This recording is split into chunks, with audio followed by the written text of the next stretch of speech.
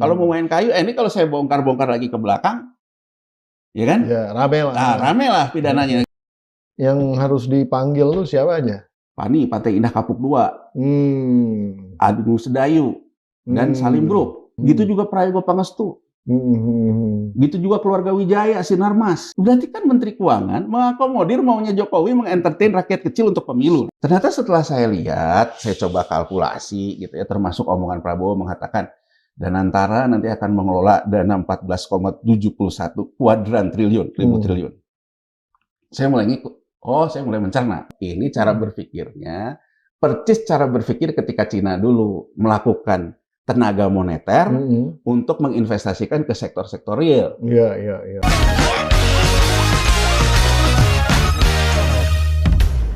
Bismillahirrahmanirrahim. Assalamualaikum warahmatullahi wabarakatuh.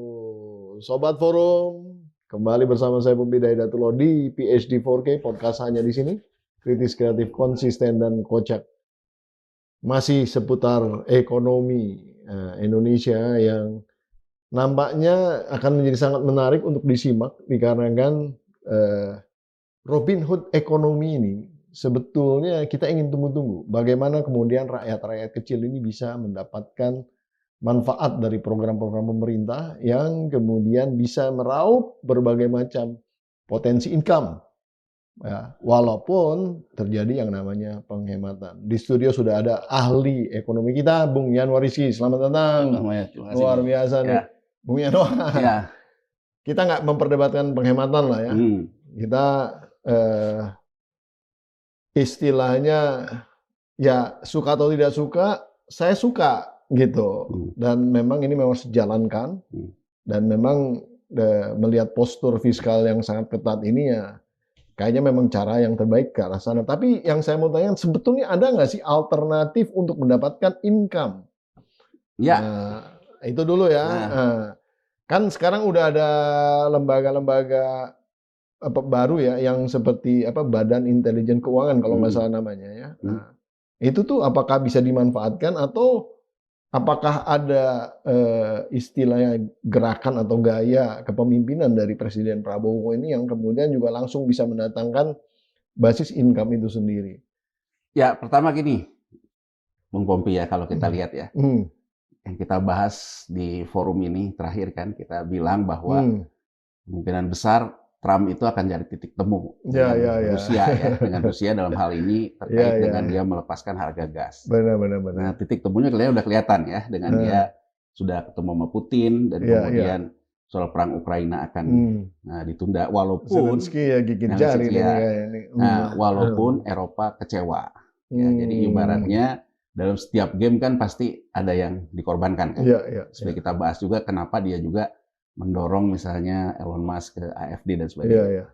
Jadi satu dari segi geopolitik gitu ya, bahwa Trump sama si Putin kelihatan ada titik temu.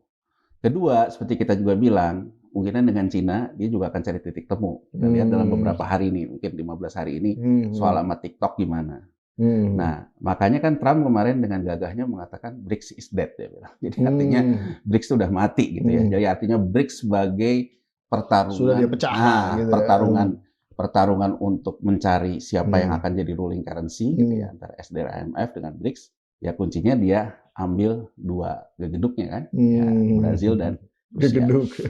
Nah, bos-bosnya. Kondisi ini Bang Pompi, kalau kita lihat geopolitik ini, orang antara sebelum kita ngomong pertanyaan tadi ya, tentang income tadi, orang itu selalu melihat bahwa antara Amerika dengan Cina. Kita bisa lihat gitu, kalau kita lihat elastisitas secara jangka panjangnya, kita secara moneter, secara uang beredar dan sebagainya, sangat tergantung Amerika Serikat. Tapi terkait dengan ekspor impor, terutama untuk menggerakkan ekspor bahan baku, ya, yang untuk diproduksi, walaupun nanti akhirnya kita impor juga dari Cina, kita memang sangat tergantung ke Cina. Nah, orang selalu bilang gitu, kalau Amerika sama Cina ini bertempur, sehingga di Indonesia ini banyak ekonom, ya kan, terus juga pengamat dan sebagainya lah, analis yang selalu melihatnya tuh frame antara Amerika lawan Cina, termasuk soal tarif. Tarif selalu dikatakan bahwa itu akan bumerang buat Trump sendiri karena soal inflasi, soal segala macam. Tapi orang lupa gitu. Sebetulnya ya, Cina itu kan sebetulnya ini terkait dengan kita menjawab apa kita melihat potensi ke depan, gitu ya, harapan. Cina itu kan sebetulnya mendahului kurva.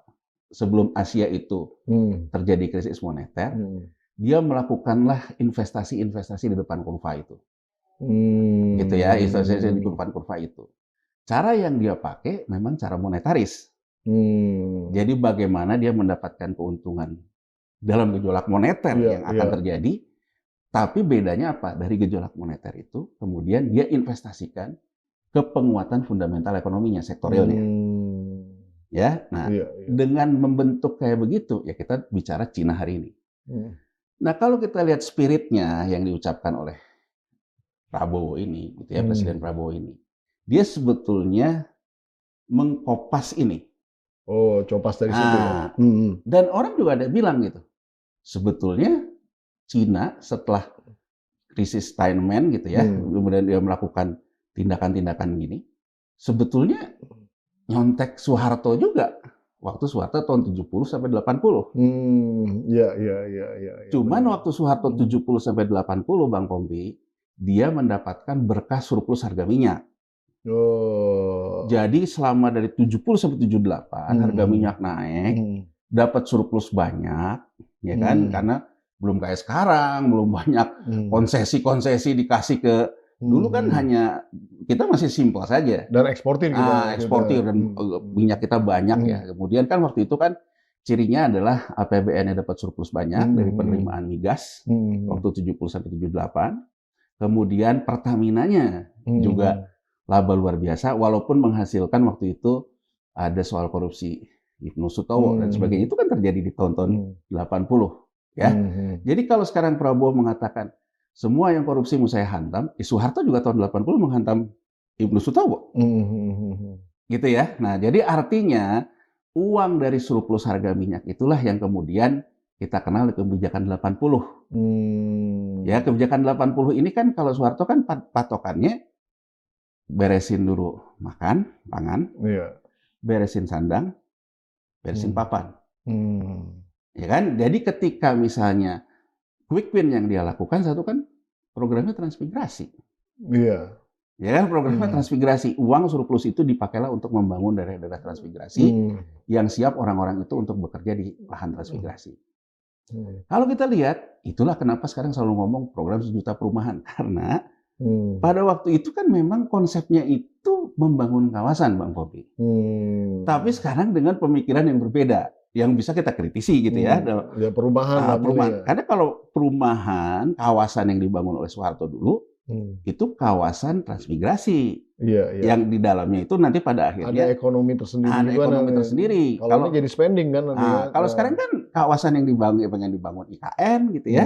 Kemudian kalau kita ngomong 1 juta perumahan juga perumahan kelas menengah gitu ya. Bukan membangun kawasan. Dan demand-nya juga belum tentu real ada. Belum tentu real. Nah, makanya kan dalam 100 hari lewat ini, Prabowo ini kan membentuk juga Menteri Transmigrasi, Bang Pompi.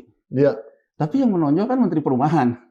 Jadi artinya yang menonjol itu kalau kembali ke pertanyaan Bang Pompi tadi, yang menonjol itu bisnis-bisnis terkait dengan quick win. Ya. Quick win, cuan-cuan kan. Jadi artinya bukan quick win yang terkait dengan yang... Kalau transmigrasi masih agak lama juga. Jadi bukan gini loh Bang Pompi. Kan Bang Pompi bilang kalau Robin Hood tadi, saya investasikan membangun transmigran, kawasan, rakyat kecil, membangun pertanian, memperbaiki reformasi pertanian, transformasi petani, dan sebagainya. Itu kan programnya.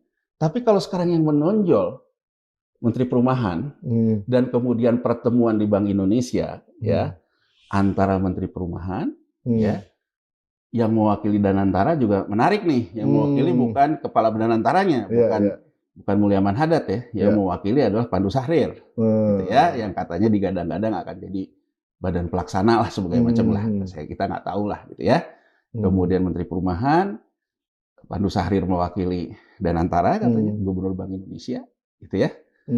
Nah, mereka membahas akan melakukan sebuah instrumen untuk perumahan, 3 juta perumahan. Saya terus terang, kalau HOPE yang dibangun ini ada income yang kita ambil dari berbagai macam instrumen. Kan idenya gini Bang Pompi. Ini yang orang juga perlu paham gitu. Orang kan bertanya gitu. Prabowo mengatakan bahwa saya ini melakukan penghematan anggaran. Ya kan? Tapi jangan pesimis. Karena uang di tangan saya 750, dia bilang. Nah, ini yang kita perlu jelaskan dulu. Apa maksudnya 750? Orang tuh banyak yang tidak terlalu mengerti teknisnya. 306 pertama itu dari pemangkasan yang dilakukan sekarang. Ya. Relokasi. Nanti dia bilang semester 2 ada 308 lagi. Ya. Kemudian dia mengatakan ada dividen BUMN 300. Di pidatonya akan lebih jelas sih. Dia bilang dari 300 itu 100 dikembalikan, artinya 100 dikembalikan ke BUMN sebagai perusahaan, 200-nya diambil. Orang bertanya-tanya gitu, loh berapa dividen payout rasionya termasuk saya?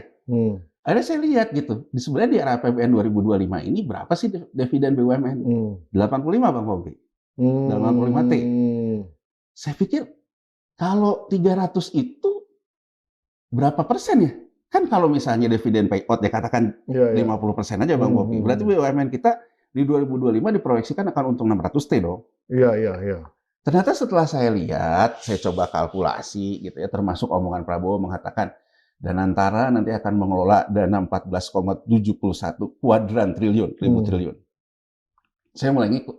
Saya mulai mencerna. 14.700 kuadran triliun itu, 14.700 ribu triliun itu kalau semua neraca BUMN yang kita punya ini digabungkan, jumlah asetnya segitu. Jumlah aktifanya. Jumlah aktifanya itu 14.751. Berarti kan di sisi liabilities-nya juga 14.751. Betul. Makanya dia bilang potensi pengelolaan dana 14.751. Di situ saya mulai nangkep. Ini cara berpikirnya, percis cara berpikir ketika Cina dulu melakukan tenaga moneter untuk menginvestasikan ke sektor-sektor real. Iya. Kemudian saya baca, Presiden Prabowo mengatakan akan kehilirisasi, industri canggih, segala macam. Di omongan itu nggak ada perubahan dari Prabowo-nya. Tapi dalam pertemuannya membahas tentang perumahan. Kalau membahas tentang perumahan, ini kritik pertama kita. Katakanlah nanti Danantara, kan kata Gubernur BI Peri Warjio bahwa dia akan memberikan likuiditas yang jauh lebih besar dari perbankan. Jelas. Karena BI menyerap rupiah pakai SRBI yang kita bahas kemarin. Ya kan rupiah, dan itu juga nggak murah harganya. 7,4%-an juga gitu. Jadi kan likuiditas perbankan diserap BI, kemudian sama BI di-reinvestkan. Ya kan, swap instrumen. Nah, dia bilang untuk likuiditas ini market liquidity-nya akan dicarikan oleh Danantara.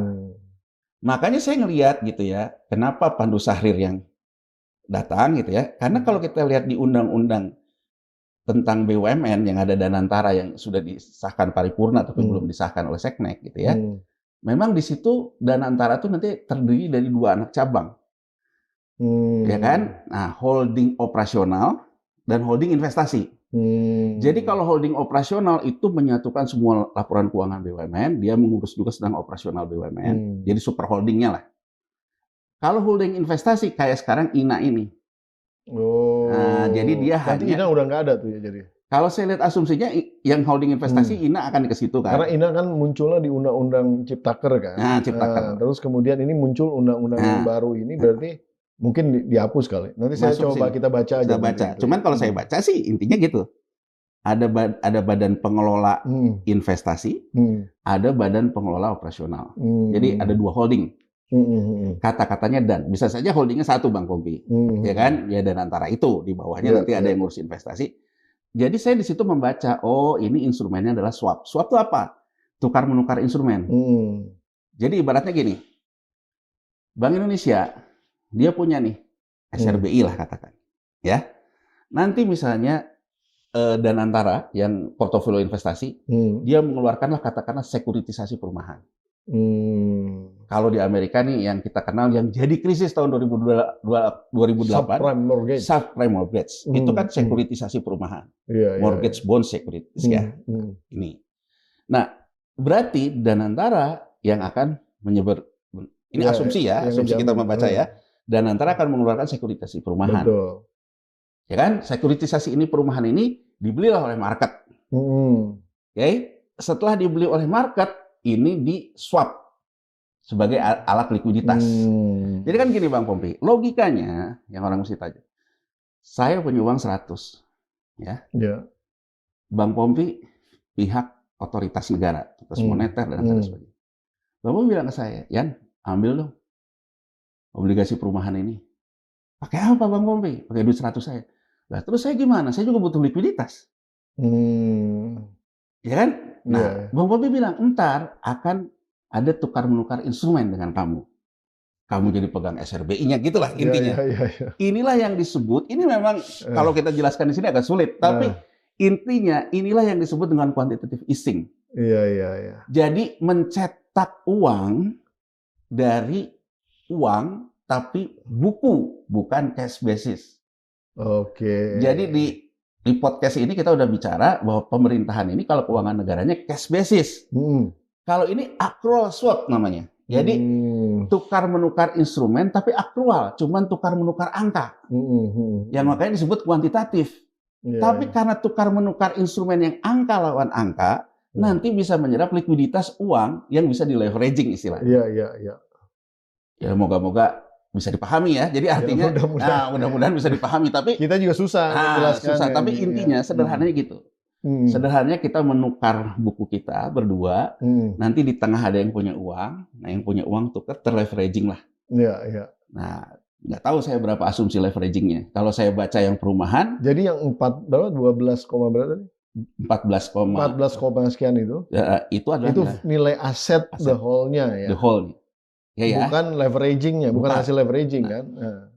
Tepat nih, Bang Pompi masuk ke situ pas. Jadi pas. Jadi kalau biar kita juga terfokus. Sebenarnya berapa leveragingnya? Kan gitu pertanyaannya sebenarnya kan.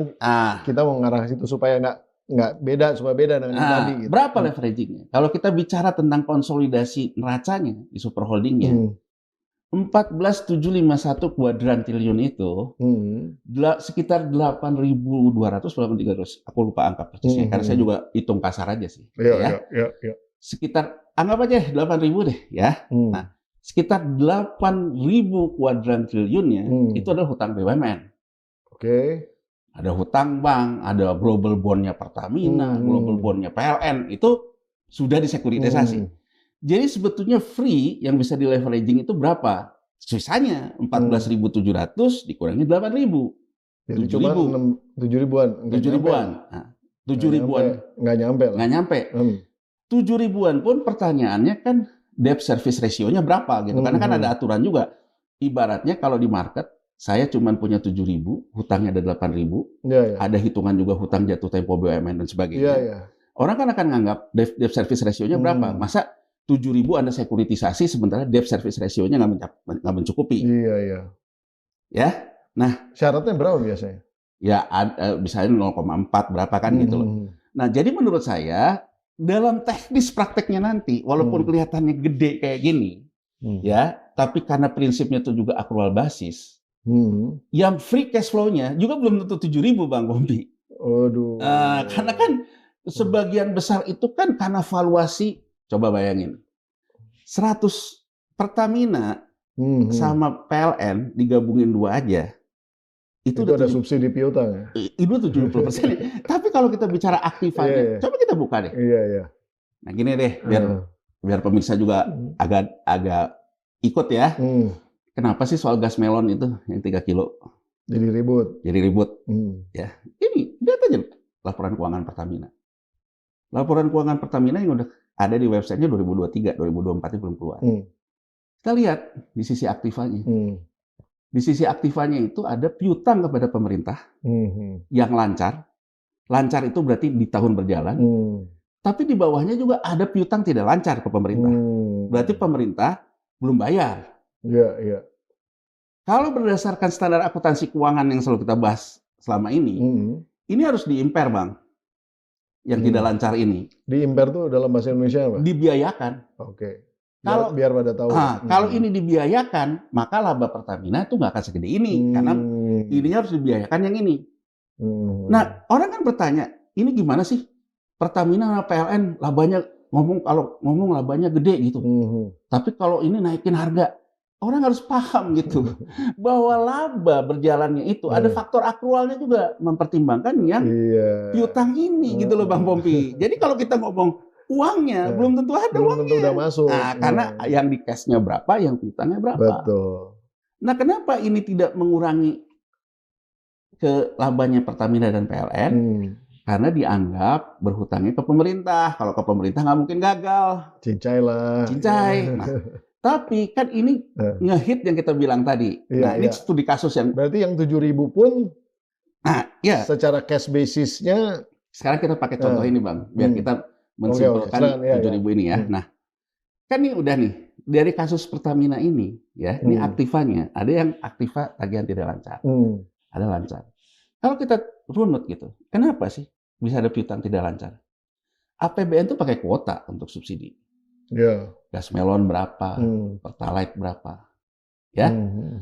APBN juga dalam subsidi menghitung harga eceran tertinggi. Sisanya subsidi. Kita perlu ingat, sepanjang pemerintahan Jokowi, terutama ketika dekat pemilu, ya, dia punya kebijakan PLN dan Pertamina nggak boleh naikin tarif. Kalau nggak naikin tarif, sementara harga dia beli gasnya naik, harga overheadnya naik, subsidinya kan berarti naik. Iya. Subsidi yang sudah dianggarkan lewat. Sehingga artinya apa? Inilah yang jadi piutang, Bang Pompi. Nangkap nggak? Siap. Nangkap nggak? Jadi belum masuk. Belum masuk. Makanya kalau kita runut, Menteri Keuangan Sri Mulyani mengatakan bahwa gas melon itu 12.500, tuh harganya sampai 20.000. Ini kan persoalan asumsi di APBN. Iya kan? Tapi harganya naik. Nah, apa sebenarnya yang terjadi? Yang terjadi adalah harga nggak boleh naik. Yang terjadi adalah piutang ke pemerintah di PLN dan Pertamina meningkat. Piutang tidak lancar juga meningkat. Karena di arah APBN berikutnya juga belum bisa respon ini. Nah, ini akibatnya apa? Akibat tadi tarif yang ditahan, akibat kuota yang dibiarkan lepas. Jadi kalau sekarang kita ngomongin intinya adalah gas melon itu jangan boros-boros, kata Bahlil Menteri SDM. Ya karena di APBN-nya ada asumsi kuota. Tapi pertanyaannya kembali lagi ya, kan Menteri Keuangannya masih sama nih. Kenapa dulu dia nggak ngomong ke Jokowi, Pak? Pak Presiden Jokowi. Ada kuotanya. Ini kan kuotanya udah lewat. Berarti kan Menteri Keuangan mengakomodir maunya Jokowi mengentertain rakyat kecil untuk pemilu. Ya, supaya jangan. Ya, bahasa sederhananya kan kayak gitu. Berarti kan untuk menang pemilu yang sampai Prabowo mengatakan terima kasih ke Jokowi itu kemarin gitu. Biayanya nggak murah Pak Prabowo. Biayanya nggak murah Pak Jokowi. Menteri Keuangannya masih Sri Mulyani gitu. Bahwa biayanya itu menghit yang namanya Pertamina dan PLN punya tagihan kompensasi maupun subsidi yang over, yang itu ke piutangnya. Dari sini artinya apa? Debt service ratio sebelah sini yang tadi terpengaruh karena cash flow-nya sebagian besar piutang, cash aslinya kan berapa? Makanya isunya kalau ini terus dipaksakan, nggak direm nih kuotanya, ini akan naik. Yang kena adalah global bond yang diterbitkan oleh Pertamina. Global bond yang diterbitkan oleh PLN akan turun ratingnya. Artinya kalau dia turun ratingnya, mensekuritisasi yang baru pun tidak bisa. Susah. Nah, sampai di sini berarti cara kita ngelihat Danantara yang kita nanti mengatakan punya potensi 7 ribuan. 7 ribuan lah ya. Free cash flow-nya berapa? Karena kan harus dikurangin ini. Ya kan, free cash flow-nya berapa? Singkat cerita Bang Pompi, menurut saya Presiden Prabowo ini tahu bahwa ini akan sulit karena harus bersihin buku dulu, harus membuat dulu hitungan-hitungan lagi, sekuritasnya akan makan waktu. Makanya muncul akan punya presiden memegang uang 300 dari BUMN. Iya. Itu adalah laba berjalan, bukan asetnya. Sekuritisasi juga bukan. Nah, jadi setelah saya baca di RAPBN 2025 itu asumsinya nanti BUMN itu akan kasih 85T. Asumsi laba BUMN 300T. Jadi artinya semua laba BUMN akan diambil oleh pemerintah.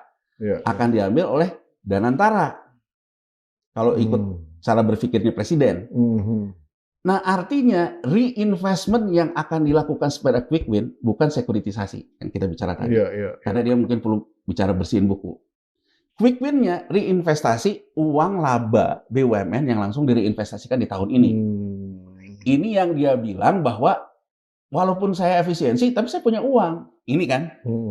Tapi saya juga ingin mengatakan ke Pak Presiden gitu. Pak Presiden, 200 ini walaupun 100-nya dikembalikan BUMN, 200 ini, kalau di 200 ini sisanya dari Pertamina sama PLN aja, isinya piutang ke pemerintah, ke APBN sendiri, berapa? Yang free cash flow-nya itu berapa? Yang benar-benar ada cash-nya itu berapa? Ya?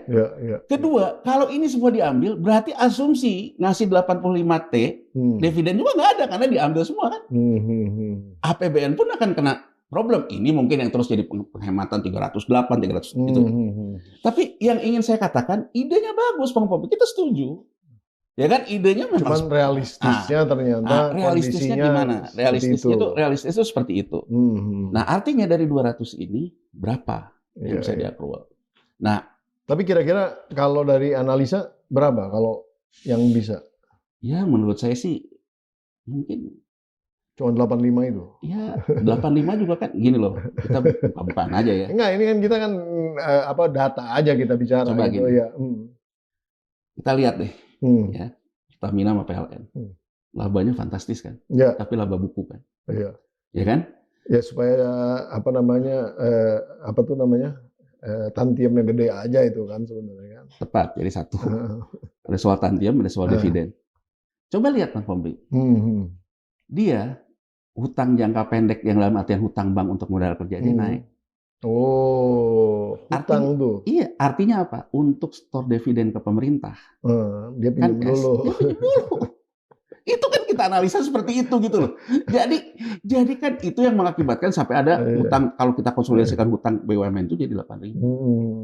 Nah, jadi menurut saya ya, ini idenya bagus. Nah, kembali ke pertanyaan tadi. Apa sih ide besarnya? Ide besarnya itu adalah menggunakan instrumen. Uang yang di tangan untuk direinvestasikan. Tapi mohon maaf, kalau dulu Soeharto, kebijakan 80, karena kita memang berkah dari harga minyak. Iya. Uangnya itu memang ada. Ada windfall-nya ya. Ada windfall-nya. Terlepas dari kebijakan dia berikutnya pun salah gitu. Kalau sekarang yang akan kita tempuh itu sebetulnya uang buku. Ya, nah uang buku. Kedua, uang buku ini. Tapi kira-kira total dari 7.000 itu, kalau kita mau plototin nih. 7.000 Bang Pombi. Kan itu accrual semua. Accrual. Tapi kita bicara dalam konteks cash flow-nya tadi itu kira-kira berapa? Bisa. 7.000 itu. Bisa. Di leveraging misalnya. 7.000-nya saya pakai gitu ya. 7.000 saya pakai, katakanlah. Saya pakai dulu pertama 2.000 gitu ya. 2.000 triliun ya. 2.000 triliun saya menerbitin sekuritisasi. Segala macam. Poinnya adalah siapa yang beli sekuritisasinya. Iya. Itu nah, juga. Poinnya siapa yang beli. Nah, kalau kita dengerin omongan Pak Hasim, sebetulnya omongan kita juga di sini, Bang Pompi. Ya kan omongan kita juga di sini bahwa kita bilang kan, dan antara keluarin sekuritisasi, pembiayaan luar APBN, terus kita bilang waktu itu ya udah, karena sebagian beban hutang APBN itu yang di hutang negara yang itu dulu dari revolving obligasi rekap BLBI. Panggil aja yang dulu dapat obligasi rekap, ya kan, moratorium. Makanya kan kita usul ngapain tax amnesty gitu kan? Suruh pada beli balik surat utang yang dulu berapa, ya kan? Yang dia dapat nanti obligasi Danantara. Ini kan soft power nih, dalam artian win-win gitu ya, dalam artian win-win negara lah, ya kan? Yang istilahnya tuh ya. Iya Robin Hood. Robin Hood berakhirnya. Robin Hood. Jadi Anda akhirnya kan mengatakan dulu waktu Anda dapat pernyataan lunas, Anda tuh baru 20%. Menikmati. Ya kan 80%. Sementara sekarang kan Anda kaya lagi. Dan orang selalu bilang gitu, ini idenya nggak karuan.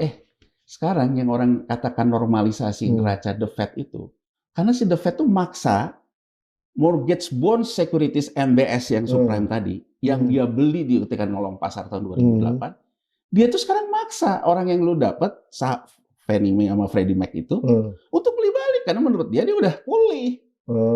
Ini yang orang anggap jadi ini bukan hal baru gitu. Jadi kalau kita mengatakan, kalau kita juga sekarang mengatakan bahwa ini kamu saya harus normalisasi neraca saya nih. Ya, sebetulnya kan yang bisa ngebayar utang-utangnya kemarin itu kan sebenarnya kayak di bail out kan. Iya, walaupun kalau nggak dikasih duit gitu. Istilahnya lu beli balik dengan harga lebih murah kan kira-kira gitu melunasinya. Kesalahan terbesar kita kira-kira gitu doang. Sebenarnya di bail out itu kan. Kesalahan terbesar kita tuh apa, Bang Pompi, di masa lalu? Kesalahan terbesar kita di masa lalu itu orang memberikan aset. Divaluasi. Oh, aset yang dikasih ini sudah sama nih sama obligasi rekapnya. Asetnya kita jual nih, aset yang digadaikan nih oleh BPPN. Misalnya kayak BCA, oh ternyata dapatnya 20%. Dari valuasi 100 hanya dapat 20. Berarti kan hutangnya itu bukan hanya 20%. Tapi karena ketika valuasi menyerahkan aset 108 perusahaan aset yang diserahkan itu kan dia mendapatkan pernyataan lunas, release and discharge. Ini nggak kejadian kalau di Amerika. Kalau di Amerika Serikat dibantu dulu nggak ada release and discharge-nya. Jadi ditahan terus gitu. Jadi jejaknya pun sampai sekarang ada. Mortgage bonds MBS-nya berapa. Kewajiban tetap kewajiban. Kewajiban tetap kewajiban. Masalah tagihnya kapan ya nanti gitu loh. Kalau kita itu kesalahan terbesarnya itu apa? Ngeluarin release and discharge. Ya kan? Nah, tapi kan kalau release and discharge itu binding nggak? Binding, tapi kan di situ kan juga ada. Maksudnya hanya dalam konteks status perbankan atau maksudnya status keuangan, atau memang menyatakan dirinya memang udah lunas? Ya udah lunas. Okay. Tapi kan kalau kita mau runut lagi, kan balik lagi ya, kalau kita ngomong negara, loh itu dulu kenapa valuasinya bisa 100, kok jualnya bisa 20? Oh bisa kita tarik lagi. Ternyata orang yang bekerja, kan Prabowo selalu mengatakan, negara saya aku terhadap korupsi. Lah sekarang orang yang dulu kerja di Dana Reksa, di Bahana segala macam yang melakukan valuasi itu, lah sekarang kerja di mana? Dicari aja sendiri. Ya kan kerja di mana gitu. Jadi artinya kan kerja di mana gitu. Jadi artinya dari situ paham lah kita lah. Paham lah. Jadi artinya kalau mau main kayu itu juga ya itulah fungsi pemerintahan kan kalau kita ngomong Robin Hood kan. Kalau mau main kayu, ini kalau saya bongkar lagi ke belakang, ya kan? Ya, rame lah. Nah, rame lah pidananya. Kan win-winnya kan bisa nih Bang Pompi. Ya kan win-winnya adalah oke deh ini di moratorium ya, tapi kamu beli deh obligasi Danantara yang untuk segala macam nanti switch gitu ya. Nah, Hasyim Joyo Hadikusumo mengatakan kan, dia mengatakan ada beberapa pihak yang mengatakan daripada tax amnesty lebih baik kita pakai instrumen investasi. Ya kurang lebih sama lah sama kita, satu aliran nafas. Jadi dengan kata lain, sebetulnya yang dia akan tawarkan orang-orang yang sekarang itu punya likuiditas dan di masa lalu ada problem, ya kan? Nggak pakai tax amnesty, kan kalau pakai tax amnesty, ini aset kamu yang dulu belum bayar pajaknya nih, masukin tax amnesty. Kalau sekarang kan skemanya adalah masukin beli obligasinya Danantara. Kurang lebih gitulah konsepnya Prabowo. Ya kan, kurang lebih itu gitulah konsepnya Prabowo gitu ya. Dari yang masa lalu itu, kamu nggak usah tax amnesty sekarang, tapi beli ini. Ya kan? Itu yang akan ditawarkan. Nah, jadi kalau misalnya pasangan standing buyer-nya kayak gini, kita meleverage yang 7.000 netnya tadi, meskipun DSR-nya tipis, tapi yang belinya ada standing buyer-nya, bisa jalan Bang Pompi. Bisa ya. Tapi problemnya kalau kita free market, kompetisi cari dana, ya susah. Karena free cash flow-nya kan nggak ada. Jadi ide ini hanya bisa berjalan kalau dikombinasikan dengan gaya-gaya Robin Hood gitu. Jadi dengan gaya-gaya memang pemerintahan yang menggunakan dua tangannya, satu tangan dia untuk melakukan investasi, menerbitkan instrumen, satu tangan hukum dia. Kira-kira potensi dana yang bisa didapatin dari skema itu berapa banyak? Ya sekarang kita ngomong orang-orang yang udah pulih ini kira-kira ada likuiditas untuk itu? Ada, tapi mungkin kan dia balik lagi ya. Sekarang kan jangan-jangan udah dipanggilin loh. Ya mungkin udah dipanggilin ya. Cuman mungkin dia maunya gini Bang Pompi, kalau menurut saya ya. Kan gini loh, kalau kita bicara kenapa tax amnesty dianggap gagal. Gitu ya. Tax amnesty itu kan yang masuk cashnya berapa? Kebanyakan tuh repatriasi saham. Ya kan, repatriasi saham dalam artian real cash yang masuk itu kan kecil. Yang sebagian itu kan repatriasi saham. Dia melaporkan bahwa dia punya saham, tapi disimpan di bank custody di luar. Dia kemudian masukin ke dalam tax amnesty, sehingga dia bayar pajaknya karena dia dulu beli saham. Jadi cuma bayar dendanya doang. Jadi apa beda pajaknya? Jadi artinya oligarki itu nggak mau rugi Bang Pompi.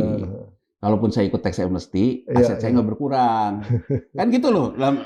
Tapi bersih. Bersih. Nah, kalau kemarin belum tentu. Artinya yang bisa dilakukan win-win lainnya apa? Misalnya kan dari beragam program yang ingin dilakukan, hilirisasi misalnya. Hilirisasi terkait carbon trading dan sebagainya lah, ya. Untuk ini segala macam. Kan bisa ditawarkan. Iya. Anda itu udah masuk lagi misalnya ke perusahaan batubara apa? Masukin saham di situ. Daripada masukin gitu, ini soal hilirisasinya, Anda beli deh di sini. Nah, buat dia mungkin kalau kayak gini menarik juga, kantong kiri kantong kanan. Iya. Toh nanti yang akan menikmati hilirisasinya bisnis saya juga. Iya. Nah, ini kan skema-skema yang bisa dilakukan. Tapi skema ini juga permainan di pinggir jurang, Bang Pompi, bisa menambah kesenjangan ke masyarakat. Jadi akhirnya kayak arisan oligarki gitu loh, Bang Pompi. Iya. Arisan oligarki. Jadi arisan oligarki bahwa nanti Danantara cuma dipakai untuk investasi ke sektor-sektor yang dia mau. Sementara kan yang kita butuhkan kan menciptakan lapangan kerja. Betul. Ya nggak, menciptakan lapangan kerja. Ya disinilah sebetulnya menurut saya tuh kayak konsepnya kita perlu dengerin dulu.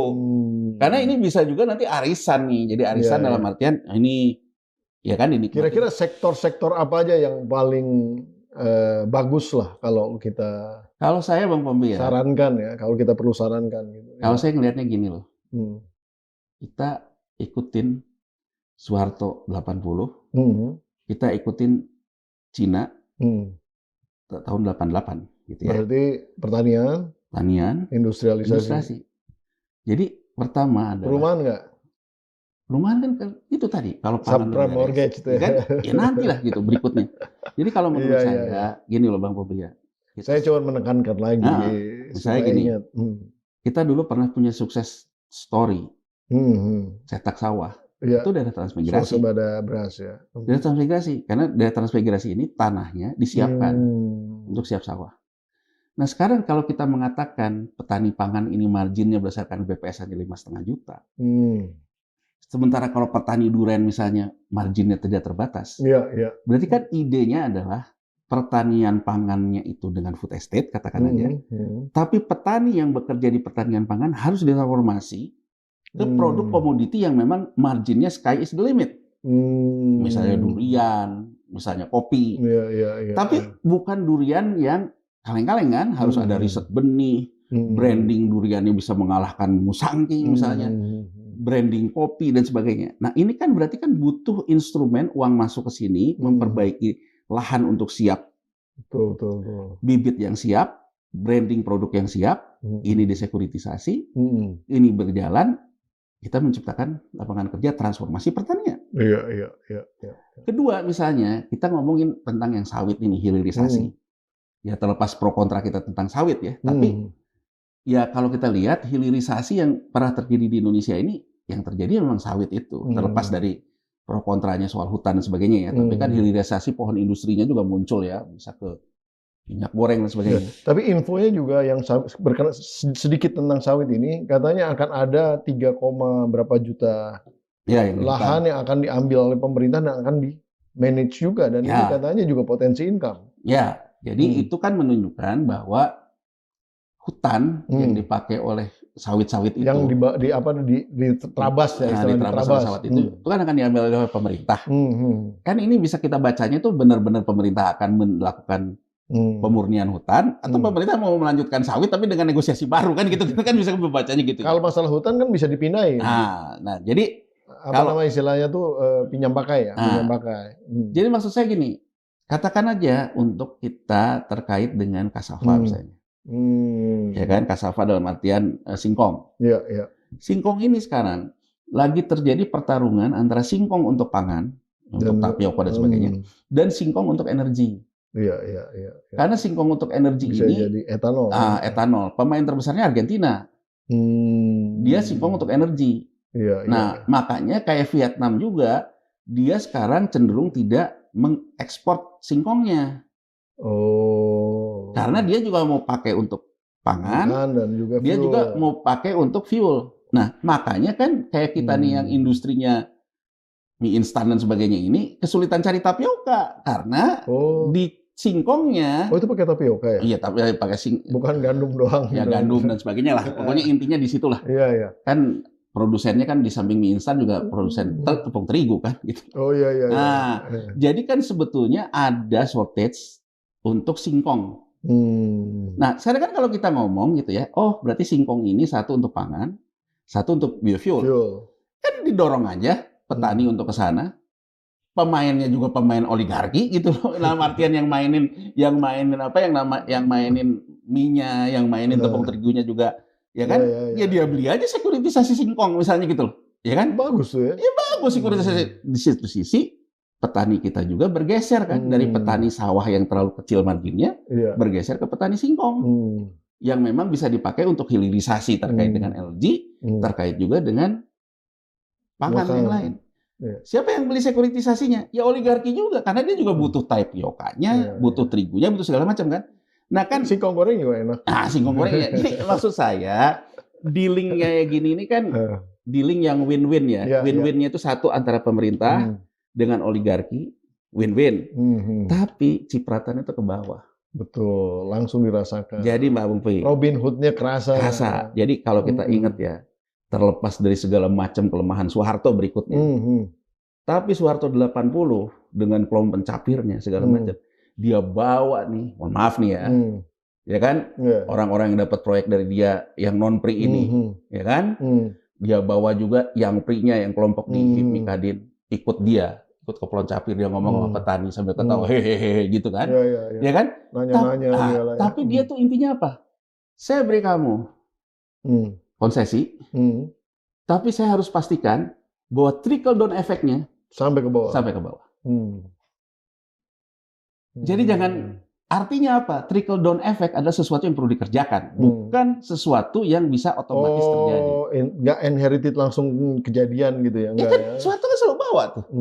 Ya kan kalau dia ke kelompok pencapir di belakangnya harus dipastiin nyampe. Nah, di belakang kalau nggak nih ditadah juga di tengah-tengah. Di belakangnya cindo-cindo itu kan. Ya kan cindo-cindo itu yang kemudian cindo-cindo di sebelah sininya juga adalah orang-orang yang sekarang jadi godfather dia pindah di Kadin kan. Dia kan selalu ngomong, dia ngomong apa tadi itu saya bilang kan. Ini gini. Jadi artinya trickle down effect itu kan harus dikerjain. Jadi artinya kalau sekarang besok pemerintah ini ingin mengerjakan sebuah sekuritisasi pakai dana antara, dikeluarkan win-win dengan ini. Tapi kan yang mesti pastikan. Dan itu juga inline dengan makan bergizi. Oh iya. Gratis kan sebetulnya kan. Jadi inline semua. Inline. Jadi kalau kita kembali potensi income-nya apa? Potensi income-nya adalah meleverage sesuatu yang akrual. Karena kalau ngomongin cash, lagi nggak ada cash. Nah, di sini saya ingin katakan. Paham sekarang bicaranya. Saya ingin katakan Bang Bombi, kenapa cash-nya nggak ada likuiditas? Ya, satu terkait dengan geopolitik. Ya. Amerika Serikat itu ingin melakukan normalisasi neraca the Fed. Ya, normalisasi ini apa? Dia memaksa yang namanya obligasi MBS yang sekarang ada di neraca the Fed itu untuk dibeli oleh market. Angkanya udah mulai turun, walaupun tinggi udah turun. Ya, inilah quantitative easing. Tapi ada orang yang lupa sebetulnya. Asia ini sebetulnya ada sesuatu yang tidak terlalu orang cermati. Apa itu? Jepang. Jadi Bang Pompi, kalau kita lihat ketika 80, setelah krisis 80 di Amerika Serikat, puncaknya bubble.com tahun 90 di Nasdaq. Itu yang kemudian merembet jadi krisis moneter Asia tahun 98. Jepang itu ketika Amerika Serikat melakukan menyedot likuiditas dari market sehingga market kecil.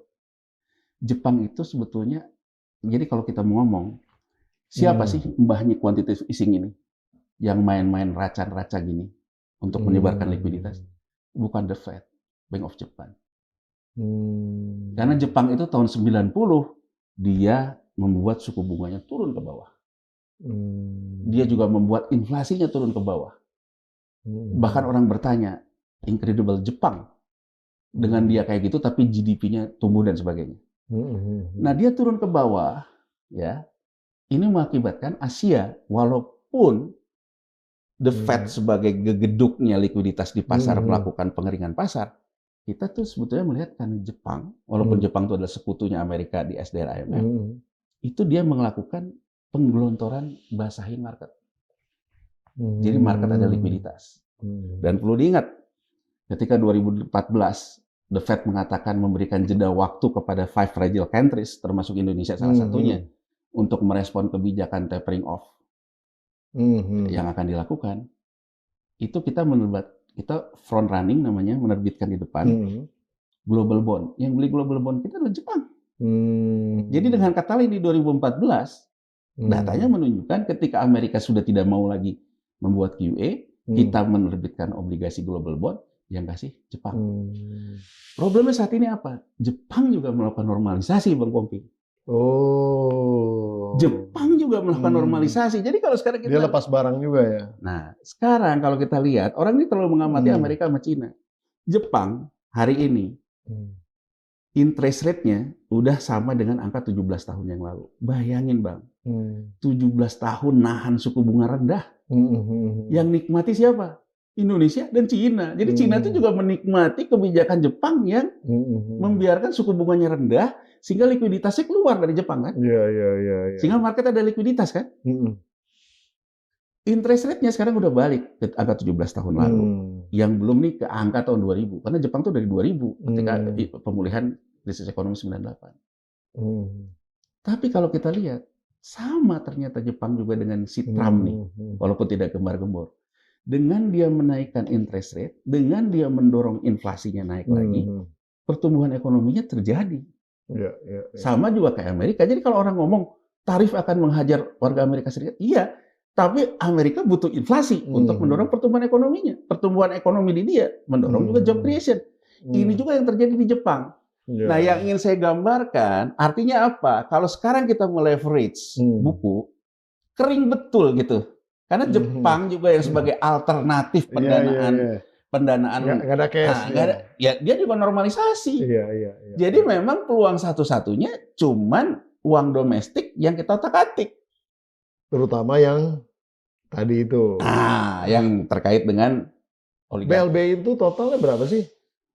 BLBI itu totalnya 600 berapa ya? Cuman kan kemudian bunganya kan gede. Waktu itu kan sempat deposito segala macam. Jadi kalau bunga berbunganya juga dihitung ya, awalnya kan dulu terakhir 7.000-an kan terakhir. 7.000-an ya, terkait plus bunga berbunga. Tapi kan setelah itu kita nggak ada rekam jejak lagi. Harusnya bisa di-trace lagi tuh. Di-trace lagi kan bunga berbunganya jadi berapa kan gitu. Ya kan? Dari 7.000 aja udah lumayan tuh. Lumayan. Nggak usah pusing-pusing mikirin sekuritisasi aset dari itu juga. Jadi intinya adalah diberikan kenyamanan kan. Ya kan? Solusi lah semuanya sebenarnya. Iya, jadi kalau kita ribut lagi, tuntas, masyarakat terbantu, gitu kan, pemerintah terbantu, udah mau apa lagi? Jadi kalau ngomong potensi, by the way, sedikit tadi, kan tadi baru sektor pertanian yang disinggung. Kalau yang industrinya kira-kira apa ya? Yang kira-kira bagus lah dalam konteks ngedorong yang ide ini. Aku mau ngomong gini loh. Kita kalau nonton karena kan industri kita kan rata-rata konglomerasi kan. Ya. Monetaris ini, sistem dengan gaya monetaris ini, yang diomongnya masih Draco di film Wall Street itu. Michael Douglas yang dulu. Iya, yang awal ya, bukan yang kedua. Yang kedua. Dia bilang gini, greedy is good. Menjadi serakah itu baik. Dan dia diingetin kan sama staff-staffnya. Tapi ketika kita menganggap itu baik dan kita sudah serakah, itu awal kehancuran. Itulah kehancuran dia. Nah, jadi kembali lagi, menjadi serakah itu baik, tapi itu berbahaya. Iya. Ya kan? Apa yang ingin saya katakan, Bang Pompi? Berapa sih dengan kita ngomong masa lalu gitu ya? Nah, kita tuh nggak boleh greedy juga. Iya. Tadi kan Bang Pompi nanya, selain ada ketemu lah angkanya. Selain pertanian tuh apa sih? Makanya menurut aku, jangan segala mau. Pertama tuh beresin dulu, masyarakat ini punya kerja. Kalau masyarakat ini punya kerja, maka ada daya beli. Iya. Produksi naik. Kita nggak usah ngehayal, Bang Pompi. Mohon maaf kata nih. Kita selalu ngomong, wah kalau mau jadi bangsa unggul, lihat nih. Amerika sama Cina tuh AI, Artificial Intelligence. Tapi mohon maaf ya, masyarakat kita kebanyakan tuh kalau disuruh AI, kita nggak bisa paksain. Data demografinya kan jelas. Sebagian besar cuma tamat SMP. Artinya apa? Kemiskinan turunan. Kalau bapaknya miskin, anaknya miskin. Betul. Orang kayak gini mau kita suruh kerja AI, jangan mimpi gitu loh maksud saya. Jadi artinya pemerintahan ini harus melakukan trickle down effect yang dia berikan ke bawah kan. Betul. Ke bawah ini dia bisa kerjanya apa? Ya kalau disuruh nanam singkong, diajarin bener, segala macam, dia bisa. Buktinya dulu transmigrasi berhasil gitu. Artinya kan sesuatu yang simpel-simpel lah, nginjak bumi lah. Ya, misalnya Vietnam gitu, nggak bisa bersaing AI, nanam durian dia. Ekspor. Iya kan, karena orang Cinanya doyan durian gitu. Jadi orang Cina yang suka buat programnya doyan durian. Ya udah saya nyuplai durian programmer aja. Kan simpel aja kayak gitu. Nah maksud saya kita tuh jangan greedy gitu. Bahaslah sesuatu yang make sense dulu. Jadi kalau saya pertama ya transformasi pertanian. Pertanian pangan kita mau diapain? Ya kan? Kemudian karena pertanian pangan kita diefisienkan agar harganya itu juga bisa mengendalikan inflasi, produksinya naik gitu ya. Itu terkait dengan konsentrasi lahan, pengurangan buruh tani, mekanisasi. Nah, yang orang selama ini bekerja jadi buruh tani kan harus kita transformasi, Bang Pompi. Transformasi jadi apa? Jadi petani komoditas kan? Bukan petani sawah lagi. Disediainlah lahannya, disiapkanlah risetnya, disiapkanlah brandingnya. Ya kan? Kalau ini misalnya tumbuh, sisanya lagi kan ada industri jasa pertanian. 3 ini dulu skala prioritas. Kalau ini jalan, menurutku. Jadi runut lah ya. Runut. Kalau ininya udah jalan, desanya udah jalan, industri bisa tumbuh. Coba kita lihat. Dulu Soeharto dengan konsep repelitanya kan gitu. Pertanian dulu begitu pertanian terjadi, dia bilang udah lepas landas sesuai bahasa dia. Jadi kita ini sekarang juga jangan greedy gitu loh. Jadi menurut saya kita tuh sekarang yang nginjek bumi dulu dan jelaskan gitu kepada oligarki yang kita minta investasi ini. Kalau ini jalan, negara ekonomi kita fundamentalnya balik. Berikutnya untuk masuk ke masyarakat industri itu udah tertata. Jadi menurut saya Bang Pompi, greedy is good, tapi hati-hati. Termasuk juga saya ingin mengatakan mungkin passion bukan greedy. Kalau greedy mah kayaknya negatif sekali ya. Tapi kan ini kesan serakah kan ada. Dalam artian gini, misalnya mohon maaf ya. Passionate tapi coba kembali ke passion dan greedy tadi. Presiden kan bilang yang sekarang jadi orang banyak kritik tentang dia ngomong dasmu itu. Mungkin yang dibilang dasmunya salah satunya kita berdua nih, karena kita juga mengkritik kabinet gemuk kan, walaupun saya juga gemuk nih. Karena kan ada juga di komen kemarin saya dilarang bicara efisiensi katanya, karena badan saya aja nggak efisien kata komentator di YouTube kita. Ya cuman kan gini ya, intinya bahwa kan kalau presiden mengatakan bahwa kabinet, saya nggak peduli orang mengkritik 100 dengan efisiensi. Tapi Pak Presiden bukan persoalan itunya, tapi sinyal serakahnya. Anda bayangin gitu, sampai ada sebuah korporasi dan antara di undang-undangnya, organnya seperti organ korporasi, ada dewan pengawas, ada pelaksana, di pasal belakangnya muncul lagi dewan penasehat yang kata Presiden Prabowo untuk para mantan presiden. Bang Pompi, mantan presiden aja masih butuh pekerjaan, apalagi kita kan? Tapi ibaratnya pekerjaan yang diciptakan hanya untuk para elit-elit politik kan. 100 menteri itu pun juga ada orang-orang yang ada dalam lingkaran politik. Jadi maksud saya, misalnya influencer iya, staf khusus iya, kan itu keserakahan ya menurut saya. Jadi menurut saya sinyal keserakahan itu jangan diterusin deh. Pemerintahan harus fokus gitu loh. Misalnya apa dulu kabinetnya pun juga disesuaikan dengan programnya. Jadi greedy is good, but when you get greedy, that's the beginning of your destruction. Gitu Soeharto juga begitu. Soeharto juga kan begitu dia merasa kuat, ya kan, jatuh dia.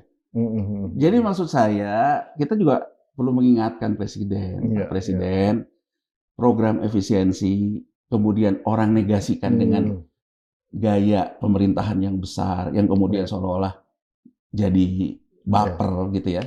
Itu menurut saya jangan gitulah. Nah, ini terakhir nih. Kira-kira target BLBI yang harus dipanggil tuh siapa aja? Ya banyak lah. Sebutin lah, berani nggak? Nah, sekarang gini nih. Grup siapa aja gitu. Nih kita ngomong ya. Biar kita kasih tahu, biar dipanggilin. Kita ngomong nih. Ya, kita ngomong. Misalnya, ya. Kemarin generasi Gen Z yang pada main saham. Rebahan aja dapat duit gitu kan. Zaman Covid kan begitu narasinya tuh, rebahan aja dapat duit. Mereka nggak tahu sejarahnya. Wah, sultannya namanya misalnya Prabowo Pangestu karena saham Barito energinya itu brandnya itu Barito energi alternatifnya itu terbang. Ya kan? Lah, kalau dia lunut ke belakang, lah ini dulu dapat BLBI. Bisa masukin injek brand, kemudian brandnya dibilang akan ke energi alternatif, terbang. Yang kemarin yang saya juga kritisi soal PANI, Pantai Indah Kapuk 2, Agung Sedayu, dan Salim Group. Injek berapa? Ini semua dapat semua. Iya. Salimnya. Salim. Nah, kalau Agung Sedayu kan muncul berikutnya. Pas dia juga nomini siapa kita nggak tahu lah ya kan, jadi munculnya. Tapi kan kalau Salimnya ya. Salim dapat ya. Salim dapat. Injek, ya kan? Sekarang ngambil. Kemudian ada revaluasi dari harga tanah yang dibeli berapa, direvaluasi naik sahamnya. Udah lebih lah. Lebih, ya kan? Jadi ada duit lah ya. Kita lihat lagi Salim masuk ke akuisisi tambang misalnya. Gitu juga Prayogo Pangestu. Gitu juga keluarga Wijaya, Sinarmas, oke. Iya kan? Kan siapa lagi? Kalau kita analisa aja kan, ini orang-orang ini sekarang udah kaya lagi nih. Kalau udah kaya dan mereka oligarki juga kan? Oligarki. Udah kaya lagi. Nah, terus kalau udah kaya lagi, oligarki ngatur-ngatur. Kalau udah kaya lagi kan ya kita cuma ngingetin aja bahwa dulunya juga dulu itu begitu. Nah, ya selanjutnya gimana? Cuman kan kita berharap Presiden Prabowo ini menyelesaikannya untuk negara ya. Betul. Bukan untuk kepentingan pribadi. Kepentingan pribadi. Nah, kalau untuk negara. Tapi saya yakin buat negara lah bisa. Kalau buat negara kan tinggal dealing perkara misalnya katakan aja saya juga butuh likuiditasnya, dicarikan instrumennya. Yang kayak tadi lah. Dicarilah, didiskusikan ya.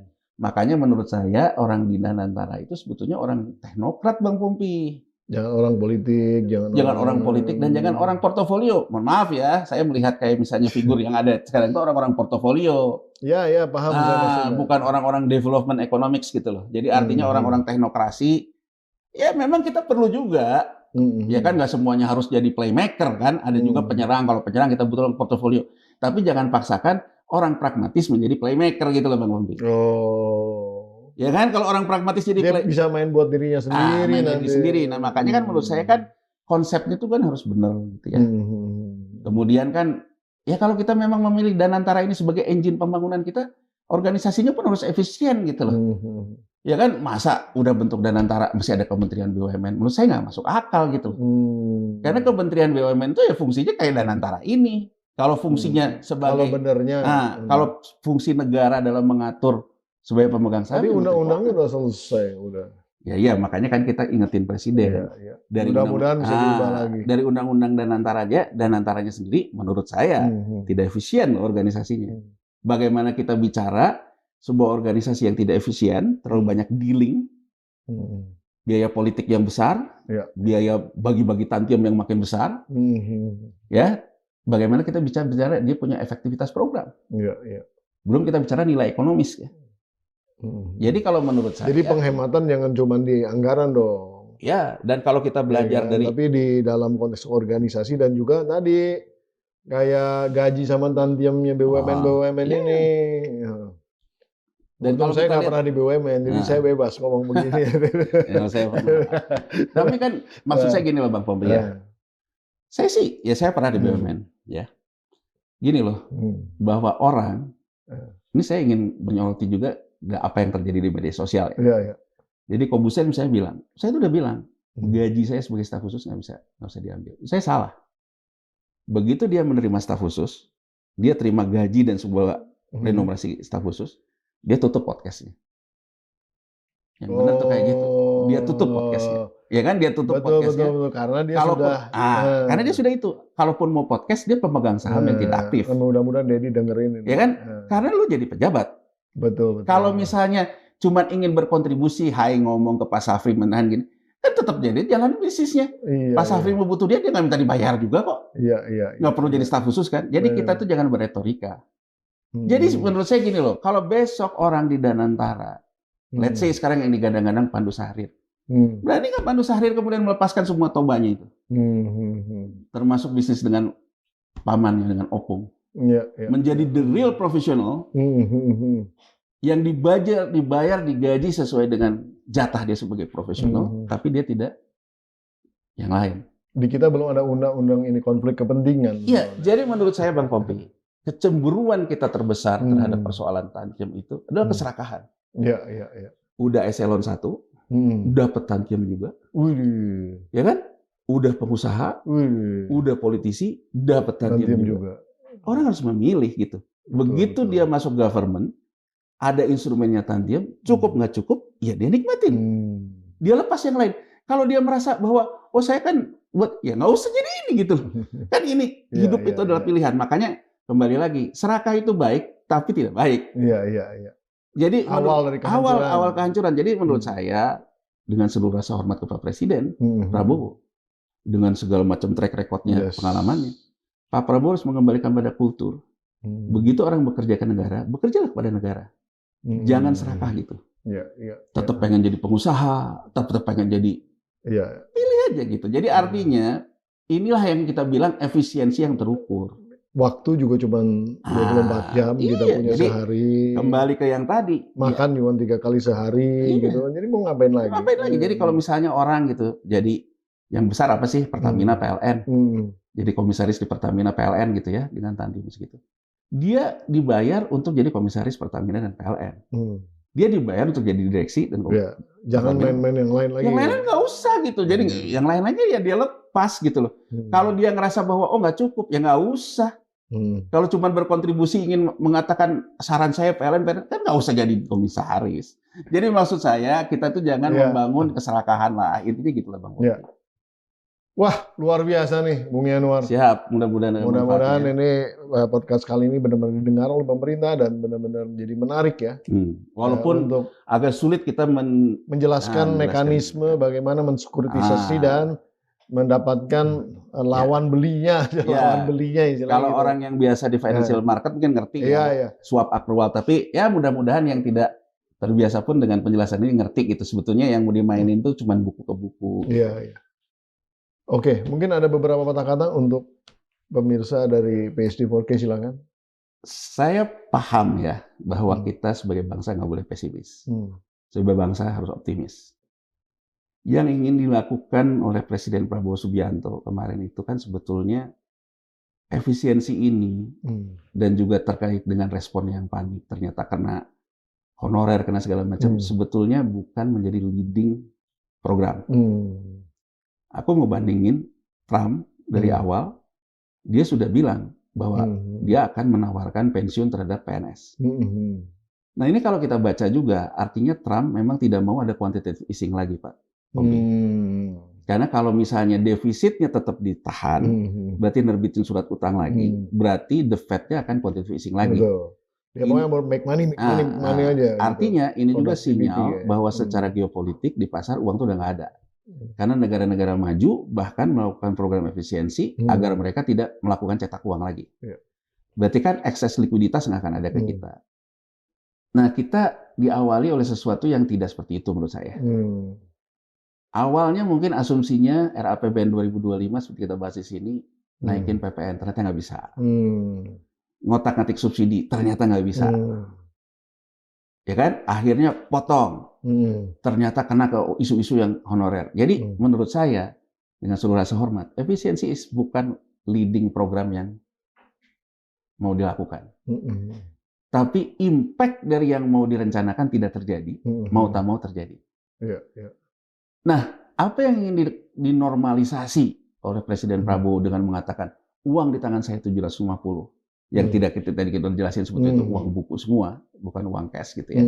Dia ingin membangun optimisme bahwa pemerintah tuh masih punya uang, karena kan sinyalnya dengan sekarang komunikasi yang nggak berantakan kayak gini, Menteri PU bilang uangnya dikunci, nggak ada, saya nggak bisa ngambil duit. Artinya kalau orang keuangan melihat pemerintah nggak ada cash flow, duitnya nggak ada, ya kan? MK bilang kita cuma bisa gajian sampai Mei. Krisis cash flow, bukan hanya persoalan, ya kan? Pemerintah nggak punya cash flow. Nah, yang ingin dinormalisasi oleh Presiden Prabowo kemarin di ulang tahun Gerindra itu menurut saya, dia ingin mengatakan semua baik-baik saja. Ini bukan persoalan pemerintah nggak punya duit. Tapi saya ingin menata. Tapi saya juga perlu mengatakan sinyal yang terjadi memang nggak ada cash flow. Tapi kritik jangan dinilai juga sebagai pesimisme. Oh iya. Karena kritik itu juga membangun kewarasan kan. Jadi kalau kita ini mengatakan ini gini, jangan dilihat dari sisi pesimisme. Makanya kita menawarkan optimisme. Iya. Optimisnya apa? Di depan kurva. Di depan kurva apa potensi yang bisa kita lihat? Ya tadi kita melakukan apa yang kita bisa deh. Walaupun mungkin kita nggak bisa se-huge sebesar apa yang dilakukan oleh Amerika Serikat dan Jepang. Karena kan kalau Amerika Serikat dan Jepang kan dia ruling currency juga dari SDR IMF. Mungkin kita hanya punya saldo anggaran lebih di Departemen Keuangan berapa. Leverage kalau BUMN digabungin tadi yang kita bicara 7.000 triliun. BI punya berapa. Mungkin leverage kita nggak besar lah. Tapi nggak besar ini kan kalau kita lakukan dengan baik, dia bisa mendorong pertumbuhan. Tapi kembali lagi, untuk melangkah ke depan kurva ini, harus tahu apa yang harus dilakukan. Menurut saya yang harus dilakukan adalah kasih pekerjaan. Kasih pekerjaan, jangan muluk-muluk. Bangsa kita itu bangsanya yang kelasnya tuh nggak tamat SMP. Miskin keturunan. Jadi menurut saya, bagaimana kita memutar uang monetaris ini, masuk ke transformasi pertanian. Jadi, ya saya bisa bicara gitu. Terus bagaimana, kalau buku ketemu buku, uang tunainya di mana? Uang tunainya domestik. Domestik itu siapa? Ya oligarki. Oligarki, kalau kita bicara market, pasti dia akan ngomong bunganya berapa, ininya berapa. Ya harus ada upaya-upaya yang dilakukan pemerintah. Patriotisme dalam artian agak dipaksa gitu. Anda untuk kan juga nggak rugi juga. Nggak rugi. Nah, cuman tinggal nanti dicarilah win-winnya. Win-winnya di angka berapanya. Instrumennya kemana. Dan mungkin pemerintah harus memastikan, oke, saya yang di sini, tapi sininya harus nyampe ya untuk ke pembentukan reforma agraria. Makanya menurut saya Presiden agar tidak kesannya galak di pidato, tapi dalam pelaksanaan itu di pidato sen kanan, dalam pelaksanaan sen kiri, bahkan kadang-kadang kasih hazard, tak gitu. Nah, agar tidak seperti itu, efisien dulu lah dalam pemerintahannya. Dia harus memilih orang-orang yang tepat untuk menerjemahkan apa yang dia mau. Artinya, harapan kita ke depan, memang uang di luar APBN, BPI dan Antara, organisasi pun harus efisien. Dan harus orang-orang yang memang alirannya teknokratis. Kita perlu bayar mereka, ya. Tapi kita harus pastikan mereka tidak konflik kepentingan, Bang Fogi. Karena juga orang disuruh berbakti, mengabdi, orang kan korupsi. Pasti itu. Nah, tapi kalau orang misalnya sudah cukup, kemudian dengan retorika segala macam, pengen lebih, korupsi juga. Gitu. Jadi artinya, menurut saya, pilihlah orang-orang yang tepat, yang memang negara membayarnya, dan dia bekerja atas bayarannya. Siap. Itu aja, Bang Taufik. Luar biasa. Terima kasih, Bung Yanuar. Sobat Forum, tadi itu Bung Yanuar Rizky yang selalu asik dinikmati ya, paparan-paparannya dan pembahasan dan juga kira-kira pencerahannya tentang bagaimana alternatif income yang bisa didapatkan oleh pemerintah dengan cara-cara yang memang pemerintah bisa melakukan itu, mampu dan real adanya gitu ya. Tapi juga jangan kemudian dimanfaatkan kepada hal-hal yang tidak sesuai dengan kaidah-kaidah yang menjadi harapan kita, bahwa ini ekonomi Robin Hood atau Robin Hood economy ini mudah-mudahan bisa membawa basis-basis keuangan yang tadinya berkutat di elit yang kaya gitu ya, tapi bisa dibawa dan dinikmati oleh rakyat banyak yang memang miskin. Nah, itu tadi sudah kita bahas dan mudah-mudahan podcast ini bisa bermanfaat dan akan semakin seru. Ikuti terus PhD 4K podcast hanya di sini, kritis, kreatif, konsisten dan kocak. Saya Pembida Hidayatullah undur diri sampai di episode berikutnya. Wassalamualaikum warahmatullahi wabarakatuh. Luar biasa, terima kasih Bung Yanuar.